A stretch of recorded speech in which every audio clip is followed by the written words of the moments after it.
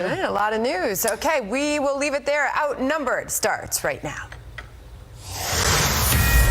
Fox News alert President Trump today stepping up his call for tougher border security amid the growing showdown over immigration, and as lawmakers keep pointing fingers over families being separated after crossing into the country illegally and the treatment of migrant children. This is Outnumbered, and I'm Melissa Francis, here today as host of Kennedy on the Fox Business Network. Kennedy, Democratic strategist and Fox News contributor Jessica Tarlov, commentator and Fox News contributor Rachel Campos Duffy, and joining us on the couch today, Richard Fowler, Democratic strategist, radio host, Fox News contributor, and generally jazzy guy. He is outnumbered. Are you ready for it today? I don't know how outnumbered you are. It feels almost even here. It's pretty good odds, and we had it on Friday too. Juan was here. There you go. But I'm the only guy, so I guess I'm still outnumbered. Okay, there you go. House GOP leaders aiming for a vote on their so-called compromise immigration bill this week, despite the president telling them to wait until after the midterms. Meanwhile, amid continued protest over family separations, Republican lawmakers are also preparing to vote on a narrower immigration bill to let migrant children be detained with their parents for more than 20 days. The president this morning tweeting, quote, hiring many thousands of judges and going through a long and complicated legal process is not the way to go. Will always be dysfunctional. People must simply be stopped at the border and told that they cannot come into the U.S. illegally. Children brought back to their country. If this is done, illegal immigration will be stopped in its tracks and at very little by comparison cost. This is the only real answer, and we must continue to build the wall. In the meantime, Democrats continuing to slam the White House. It raises very serious constitutional issues. I mean, we've always been a country when people come here to seek asylum, when they're fleeing violence and very devastating kinds of situations in their country, we've allowed them due process. This policy of separating children from their families is inhumane and cruel, and we've got to put an end to it, and we've got to get them reunited. But House Homeland Security Chairman Mike McCall says don't blame the president, blame Congress's failure to act. I'm a father of 5. I think this is inhumane, and I think the pictures that we have seen, that's not the face of America I think that most people in this country want. I wouldn't fault the administration on this. I would fault the United States Congress, who has the power to change the laws that will stop this from happening again. Fox News senior Capitol Hill producer Chad Pergram is live on Capitol Hill. What does it look like there this morning, Chad? Well, they spent the weekend trying to retool this compromise bill Republicans have been working on. They're trying to add some e-verify provisions that deal with the permission of migrant workers to work in the United States, also on agriculture provisions for guest workers. They're not sure if they have the votes, and they're not sure if they will ever have the votes if you talk to senior Republican leadership aides here. But Kevin McCarthy, the majority leader, says they're going to have a vote. No questions asked. There will be a vote this week, and not only will it put the money forward for the wall, it will tie any immigration proposal going forward to the money for the wall, that it has to be built, it has to be built. Now, when you consider what is in this bill, there is direct funding, what we call an appropriation to the tune of $25 billion. That's hard money for the wall. Also in that piece of legislation, and this is the controversial part, is a provision that allows a pathway to citizenship for most of the DACA population. Now, let's look at the math in the House of Representatives. They can only pass on the Republican side of the aisle a bill and lose 20 on their own side. When you consider that so-called amnesty provision, that inflames a lot of Republicans. That's why people like Steve King, a Republican of Iowa, might be reluctant to vote for this bill along with his colleagues. There's all the 10. There's probably 20. And if there's 25 or 26, then the bill would go down. And I kind of think that number could go up to 40 or even more by the time the next week rolls around and they had a chance to actually see what's in there. So no one is exactly sure when they might vote on this bill. The Republican leadership has kind of been sketchy on that. Maybe Wednesday, maybe Thursday. Also, we're not going to have a vote on a more narrow piece of legislation that deals just with the border separation policy issue for children until they dispose of that bill, pass or fail. That could have to wait until after the July 4th recess, Melissa. All right, Chad Pergram, thank you so much for that. Let's bring it out to the couch. So, Richard, talking points aside, let's try to actually take a crack at solving this problem. All for it. Democrats, I know, and I believe that. Democrats have a unique opportunity. One or two could come in and demand something to get on board. I mean, you really have a lot of leverage. What would it make sense to ask for? What change would you ask for if you were a Democrat to try and get on board and get something done, since Democrats would have so much leverage if they volunteered to help? I think a compromise bill would be stripping out all the stuff about the visa lottery and the diversity lottery and just saying the DACA folks, ending family separation, in exchange for that, some sort of funding or some funding formula for the wall. I think that actually passes the House pretty easily, and I think it will probably ascertain the 60 votes necessary to pass a cloture vote in the Senate pretty easily. Go ahead. No, I think he's absolutely right, and I think that's what you have to do, because both sides are doubling down on the midterms. And Right. Democrats know that President Trump has a pretty wide negotiating streak when it comes to certain aspects of immigration, and they can use that to their favor if they win the House. Republicans feel the same way. If they can calm the immigration storm right now and get the economy churning once again, maybe quiet the waters on tariffs and get the markets moving back up, they'll be in better position. But there has to be something done right now. And I think when you tie DACA to the wall, that's an aspect that would work for both sides. Works. And, Chad says that they're not going to try this smaller piece of legislation until the compromise bill fails. I think the Republicans hurt themselves politically if they do that. I think that's another reputation smear and tarnish. What they should do is go for the narrow legislation right now. Have one fix. Have that done, because they absolutely need to do something. Yeah. And then if everyone wants to wait till after the midterms, that's fine. Ironically, I would think that all the hoopla on the border, as much as I think the Democrats were hoping it would embarrass, and it is embarrassing because it is a disaster there on the, what's happening, it's not right. That said, it's actually putting more pressure on Republicans to get something done, because remember, the legislation that's been put forward hits all four pillars that the president laid out. I like the conservatives, Jordan and Meadows. They're nice, scrappy guys. They're wrong here. They're wrong to call this amnesty. It's not amnesty. This is a bill that would push, like what Kennedy said. It's a win-win. I don't think it passes if you narrow it down. I've been talking to members of Congress. Really? I don't think that would happen. What we need to do is get people on the right. They enjoy a majority in the House because there are moderate Republicans in Texas, in Florida. They are throwing those people under the bus. Those people absolutely need to have this passed to win in the next election. So if Jordan and the House Freedom Caucus doesn't get behind this, maybe it's adding more guest worker stuff. Maybe there's a few other provisions they can change there, but they have to pass this if they don't want to hand the gavel over to Nancy Pelosi in the next Congress. So given that, Jessica, they have to pass something in order to not have Nancy Pelosi win at the same time. Well, they have to do a lot more than just pass an immigration bill. Sure.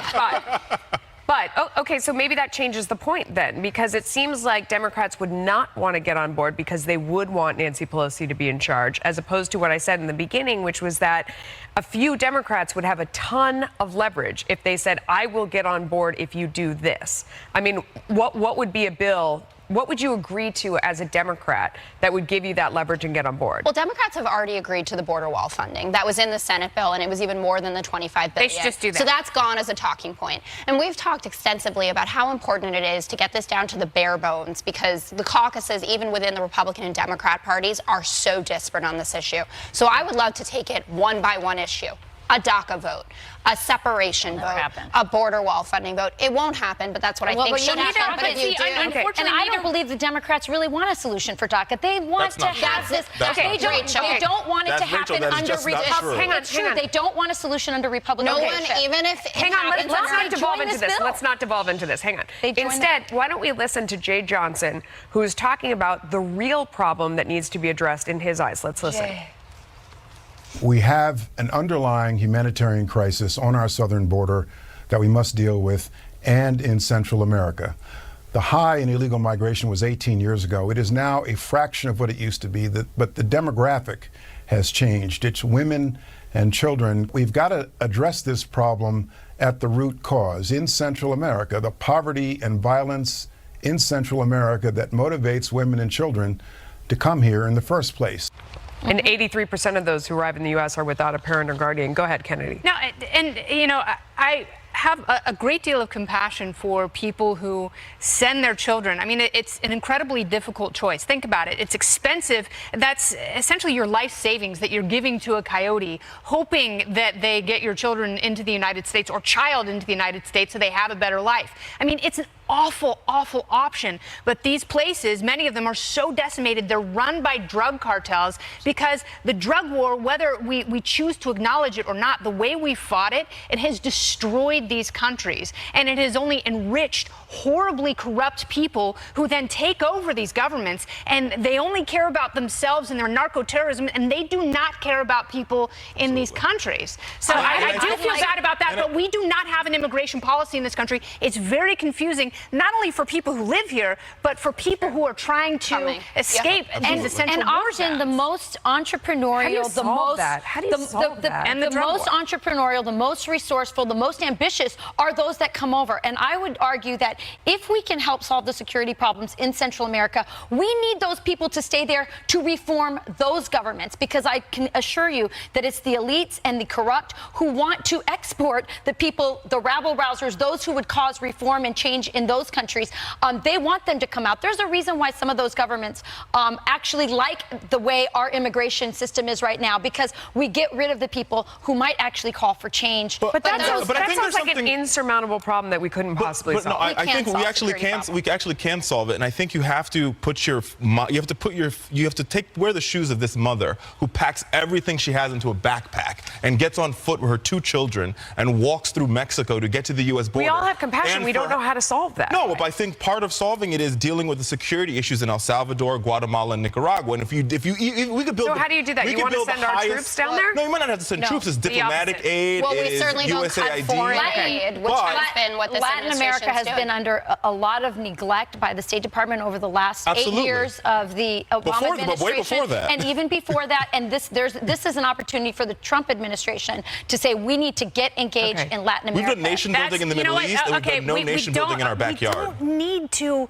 It's not about nation building. Well, nation building is the wrong word. Economic opportunity. It's about looking at this structurally, and we have been dealing with the supply issue and not addressing the demand issue.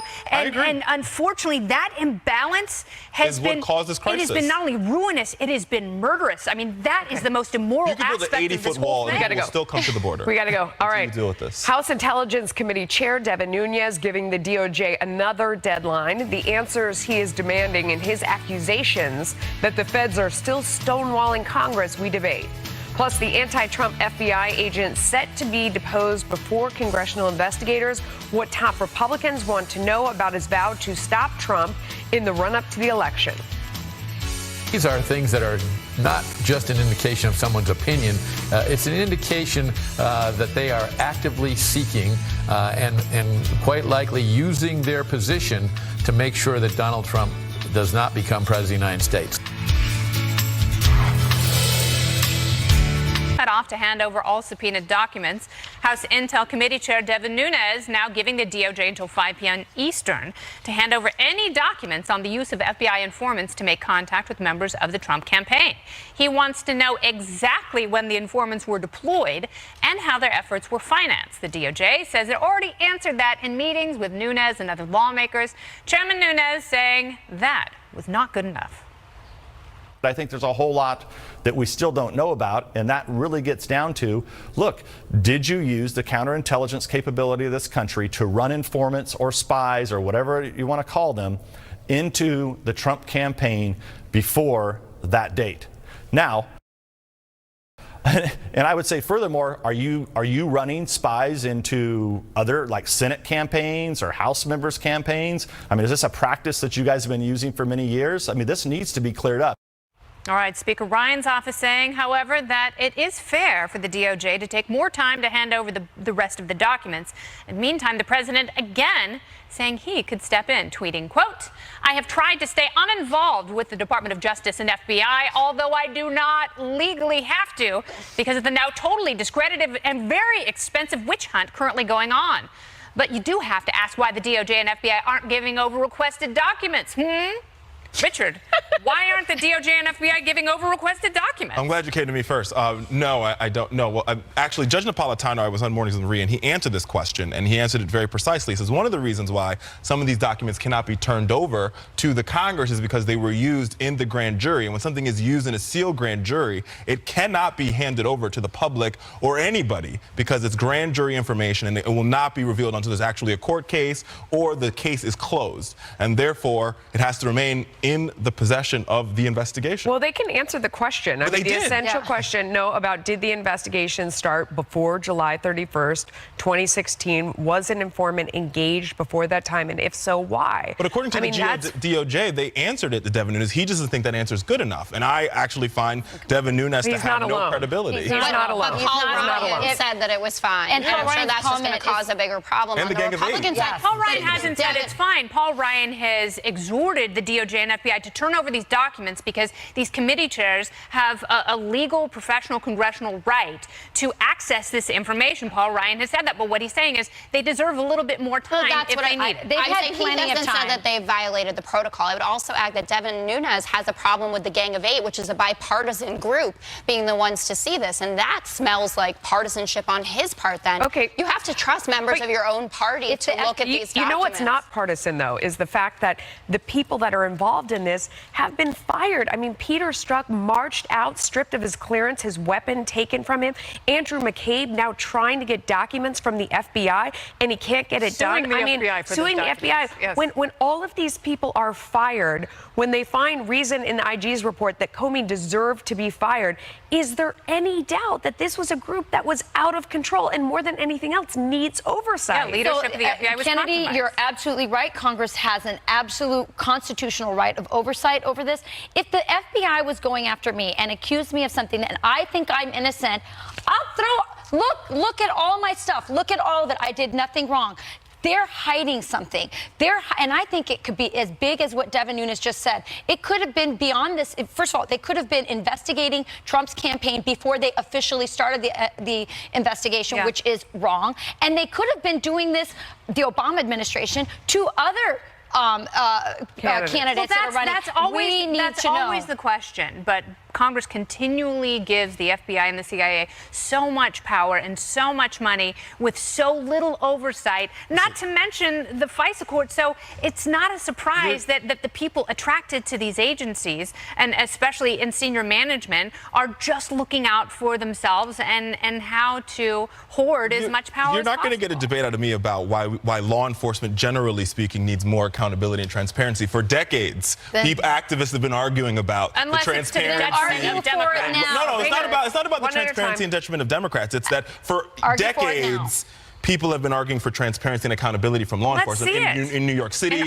in Chicago, on every level. And this is another example of it. But let's be very clear here. In this particular example, you have individuals in the Trump campaign who've already been found guilty of committing crimes against the American people. And then why not answer these questions then if you're so confident about the guilt of people? No, I give you an exact the exact reason is there's a grand jury impaneled, and this evidence is in the possession of the grand jury, and it cannot be released to the public because that's against U.S. statute. That's code 4. We don't want to hand it over. Well, that's code 4 of the law. Okay, let's one at a time. But it clearly. Well, we were actually saying the same thing at once. So.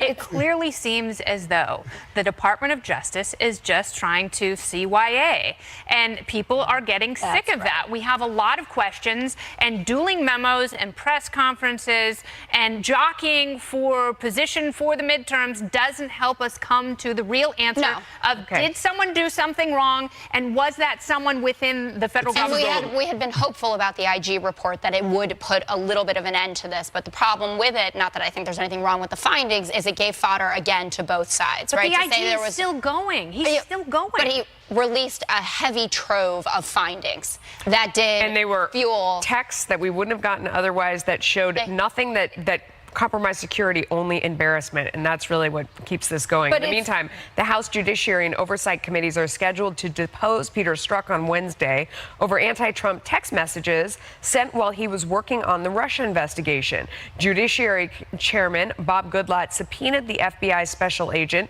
despite Strzok's offer to testify. The Virginia congressman saying his conduct demands answers. It's very disturbing because the implication here is not, oh, I'm just expressing my private opinion about an individual, but it says I've got a plan to stop it. The congressman referring to the text exchange, of course, that was revealed in the DOJ's IG report, suggesting Strzok was actively working to prevent a Trump presidency. Meanwhile, Congressman Elijah Cummings, the ranking Democrat on the Oversight Committee, accusing Republicans of keeping his party in the dark on Wednesday's closed-door testimony. I'm looking forward to hearing from him, but the Republicans have not told us anything. We don't even know whether we'll be invited, Democrats, to the deposition. Closed-door meeting. What do you think, Kennedy? I understand that, you know, there have to be some aspects of national security respected during these exchanges. But again, I err on the side of transparency. I think the American public can handle it. I think there are a lot of questions that are certainly unanswered. And the IG report created a whole new set of questions, and Peter Strzok is the one guy left standing. I know he doesn't have his clearance. He was escorted out of the building. He still has a job, which is kind of remarkable because in HR, right? He still is technically employed at the FBI. So where is the accountability? James Comey, his accountability is a multi-million-dollar book deal and book tour. Andrew McCabe, he'll still have the lion's share of his pension, and nothing's really going to happen to him. So when is something going to happen, and when is something going to change? Rachel, what I want to know is I want to ask him the question, what did you mean? And then, but I also want to see how he answers the question. Exactly. And we're not going to be able to see because that. If I text Kennedy and I say, Kennedy, tell me that Hillary's not going to win, and Kennedy says, we won't let that happen. Well, we're just two girls on a outnumbered couch, right? Absolutely right. This is formerly from the MTV Beach House. We're both from the MTV Beach House. Peter Strzok is the power of the FBI, the head of every single investigation on Hillary and on Trump. This is serious. This is the power of our law enforcement. This is no small thing. I want to see what he has to say. And my fear is that it's not just that he's corrupt. My fear, my gut tells me this goes all the way to the top, that this was a coordinated effort by the resistance, which was already... The resistance didn't exist, by the way, until Trump. You'll find out. We may find out. I look forward to finding out more about When you have FBI agents saying, vive la resistance.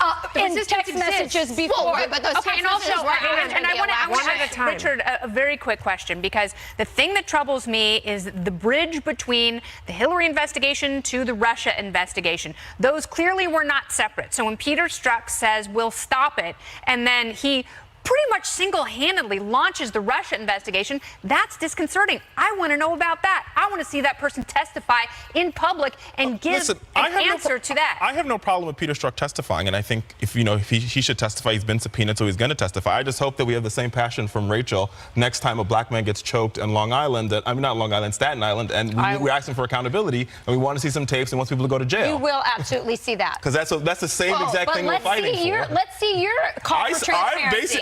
I'm happy for Peter Strzok to testify. The FBI and the DOJ No.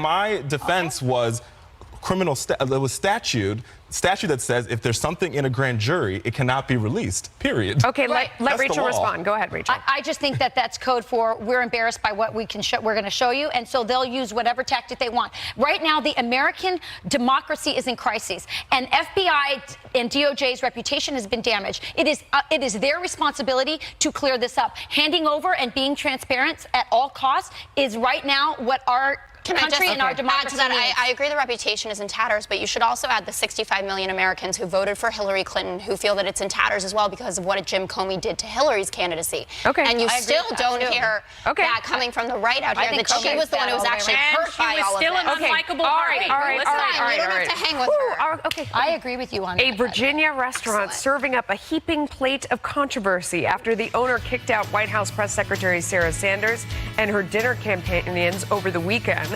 This as protesters target other prominent Trump officials and supporters during their personal time. Some Democrats are calling for more harassment of President Trump's officials. Is this crossing the line? We're going to debate it. They're going to absolutely harass them until they decide that they're going to tell the president, no, I can't hang with you. targeted during her personal time. A Virginia restaurant owner saying she asked White House Press Secretary Sarah Sanders and some family members to leave Friday night. Sanders confirming the incident in a tweet Saturday, saying, quote, "Last night I was told by the owner of Red Hen in Lexington, Virginia, to leave because I work for President Trump, and I politely left. Her actions say far more about her than about me. I always do my best to treat people, including those I disagree with, respectfully, and will continue to do so." But the restaurant's owner not apologizing, telling the Washington Post, quote, "I'm not a huge fan of confrontation. This feels like the moment in our democracy when people have to make uncomfortable actions and decisions to uphold their morals." President Trump this morning tweeting, quote, "The Red Hen restaurant should focus more on cleaning its filthy canopies, doors, and windows. Badly needs a paint job rather than refusing to serve a fine person like Sarah Huckabee Sanders. I always had a rule. If a restaurant is dirty on the outside, it is dirty on the inside." Ooh. This as Trump supporter and Florida Attorney General Pam Bondi was confronted by pro-immigration hecklers as she left a showing of a Mr. Rogers documentary Friday, and Homeland Security Secretary Kirstjen Nielsen also targeted. Watch this. Apologize! Apologize! Apologize! Shame! Shame! Shame! Shame! Shame! Can't we all just be hobbits again? Everyone's got an iPhone. Nielsen heckled at a Mexican restaurant in Washington last week. Protesters also marching outside her home. Now, meantime, Democratic Congresswoman Maxine Waters encouraging the harassment of President Trump's staffers in public places. Take it away, Maxine.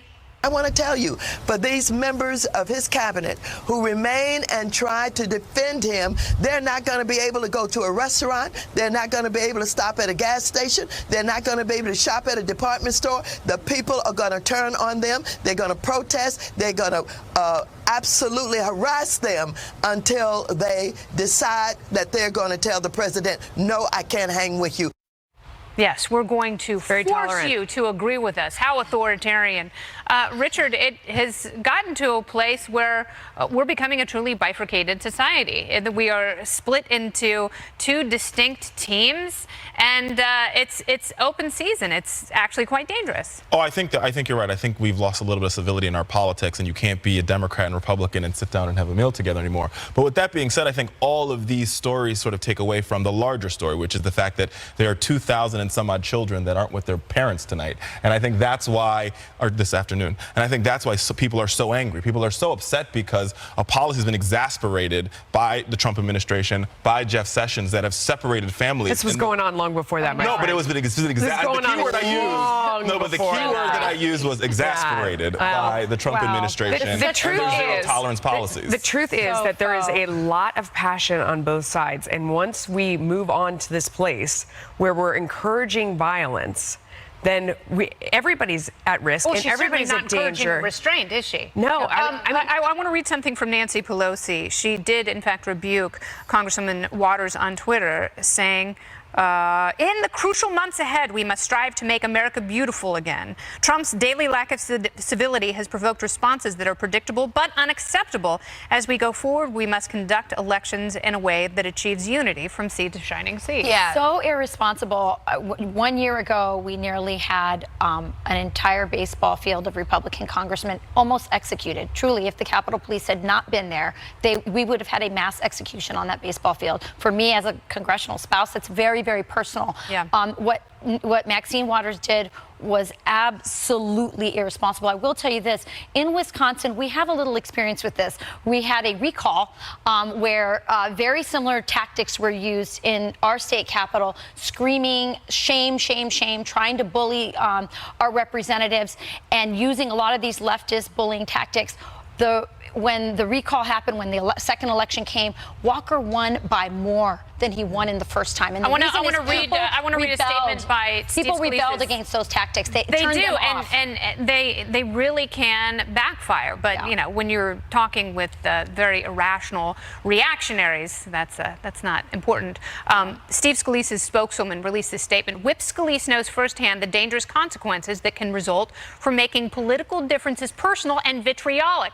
We are lucky to live in a country where we have the right to freely debate our differences civilly. Harassment is never an acceptable method of disagreement. And can I just say that, you know, we sit on the couch here and we disagree, and you can see this hour, it's gotten heated. so that everybody out there knows, we could stand up and leave and go have lunch after this and have a great time. Yes. I mean, we are all respect each other's opinions no matter how much we loudly disagree. Maybe people out there don't realize that.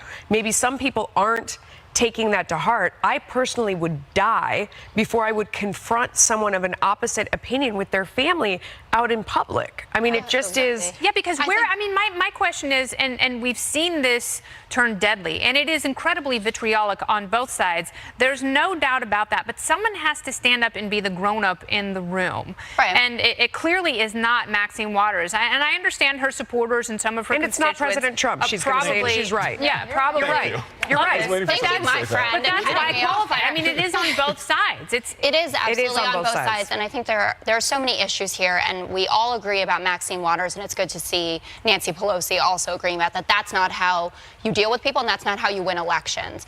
What happened with Sarah Huckabee Sanders, and I am not in favor of her being asked to leave, especially children involved. The woman who owns the Red Hen talked to her employees, a number of whom are LGBTQ, and felt this wasn't about separating immigrant kids from their parents. This was actually about the administration's policies towards that community that they are a part of, and that's why that happened. These people are paid by us, and Republicans say that to me all the time. They live off our dime. They are public officials, and you should be able to go up to a public official and to freely and civilly express yourself, your disappointment about a policy you disagree with. Now, do I like the shouting? Do I like all this? I absolutely don't, and frankly, for partisan reasons as well, because now the news cycle is about that instead of what it should be about, which is about those kids and the policies of this administration. I would also like to note, and you said I'm going to say Trump, he's not, the baron of doing this correctly. What he and Sarah Sanders did using official accounts to go after a small business owner is an ethics violation of the highest order, and they will be coming after him about that. But you lose your moral But I have to say, in the free market, that's the risk you take. Yeah. If you want to go big, it's illegal. And you want to do something that, how is that illegal? Well, how is code law. expressing yourself on social media illegal? Because you're using a government account. It's fine for Peter Fonda, but it's not okay for Sarah Sanders. No, it's a government account. Peter Fonda's a private citizen. But I think the bigger point is the left loses moral ground when they say President Trump is boorish and he does all these things that are so wrong and not PC, and then their response is, I'm going to be even more boorish, a bigger bully. I'm going to wear, a disgusting pink hat, that has, a gross thing. Okay, well, I mean, I agree. Listen, Rachel, I agree with you. I think that Martin Luther King said it best. Only love can drive out hate. But with that being said, There's no but after that. There's no but after that. No, there's no but after that. I'll give you that. Let me ask you a question. Is this Maxine Waters' version of going high? No, I don't agree with Maxine Waters' comments at all. But I don't think you can just say Maxine Waters is the only problem and not look at the president of the United States. No one said that. Not one person. No, I'm saying there's people at home who are like, well, Maxine Waters is the problem, and the president is not the problem. There's also a huge double standard, though, because Democrats get told to be civil all the time, and Trump won by being like this. Okay, and that's a very difficult challenge. We could do this all day, and we're going to continue talking about National Security Advisor John Bolton heading to Moscow to broker a potential summit between the president and Vladimir Putin. Would such a meeting be a good idea in the midst of the Mueller probe? And what about the fact that Bolton was such a fierce Putin critic before he joined the administration? We will debate in moments. It continues.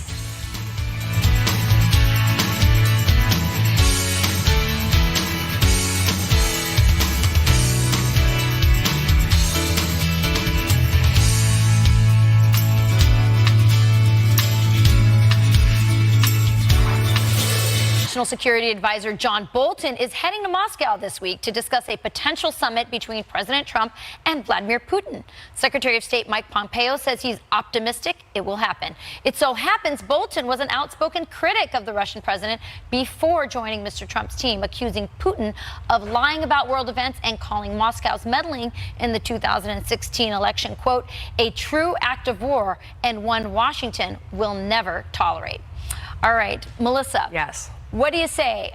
First of all, the president's entering into these talks in a position of strength, strong economy, strong military. Is this the right time to do it, or are the optics, because of the investigation with Russia, just not good? I don't think he can plan his schedule based on the optics and the investigation and that sort of thing. I know. I mean, we've all spent time with Michael Bolton. I wish. Yes, Ambassador Bolton here on the couch, and we know what a tough tough critic of Russia. He is. So to send him there to do the advance work and try and figure it out, I think that this is the way that President Trump prefers to do business and does business well, one-on-one. That's what he wants to do. Jessica, do you agree sending Bolton first is the right message to send to Putin? I know that Democrats are now very much concerned about Russia these days. If we're going to go, I want Bolton to go first, I guess is what I'm going to say about it. I think the optics of it are bad, but it's more than just the optics of it. I mean, this is a president who has been resistant to calling Putin the murderous thug that Putin is. And I know that that doesn't set the stage well for a summit when those two sat down. But certainly you should be sending your most hawkish representatives in advance if you're going to do it. But you could also just not do it. Richard, but we just had a conversation in our last segment about how encounter and conversation and talking to people who you don't agree with. What do you say? Is that still worthy I think we should talk to people that we don't agree with. I would rather see this president spend his time fixing our relationship with Canada and Germany and the United States. Justin Trudeau doesn't want him. And really working on mending the fences with our allies before we deal with our #1 adversary. But hey, that's just why they tried to agree? meddle in the election. No, I don't necessarily agree with that. I agree with Bolton, not in his hawkishness. We diverge very much. We're diametrically opposite there. But I do agree that Russia is untrustworthy, and I think they have to earn a meeting in the White House, and I think it might be too soon. I do appreciate that Bolton is going over there to rationally assess where they are and where we are, and I think that Russia needs a lot more from us than we need from them, and we owe them nothing. Absolutely. The past administrations have met. They brought a weird button that was not spelled right or whatever. Restart. So we'll see what happens. Anyway, that controversial Time magazine cover, roiling tensions in the migrant debate and raising new questions. Became the face of the story, despite reports that the child and her mother were never separated. We chose the photo because this little girl became the face of this story on front pages and home pages and TV screens and Facebook feeds. Shouldn't. None of us in the media who used the photo knew what had happened to the girl after this precise moment. And I actually think part of the power of the image is that unknown. So I'm going to lead by saying that I'm deeply conflicted about this choice, and there's no conflict.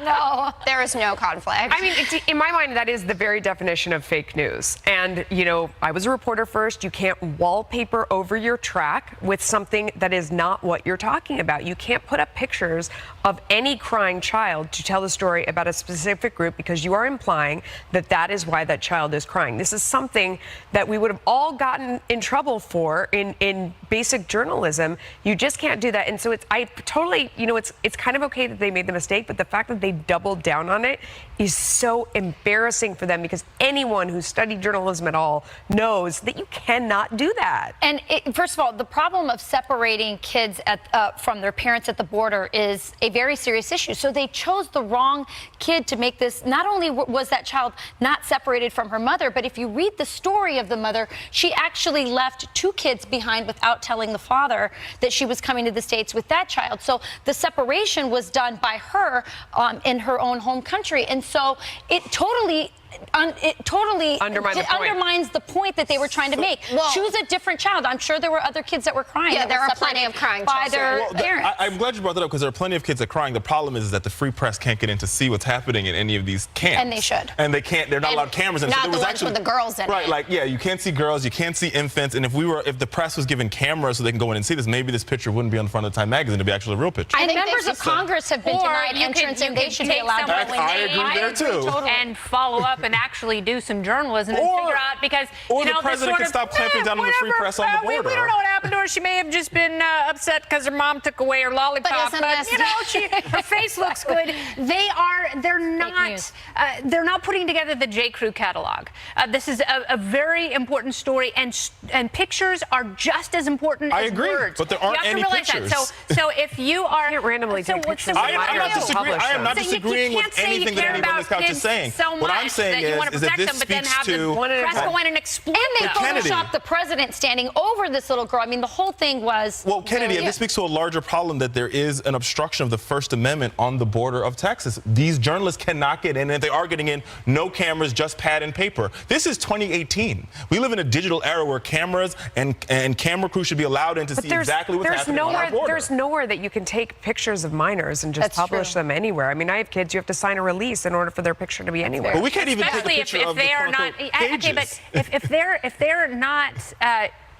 With their parents, if they have been separated from their parents and their parents cannot Or they speak came for alone. them. Or they came alone. You think I that's agree, okay but for the press to? But the press can't even get in and take pictures of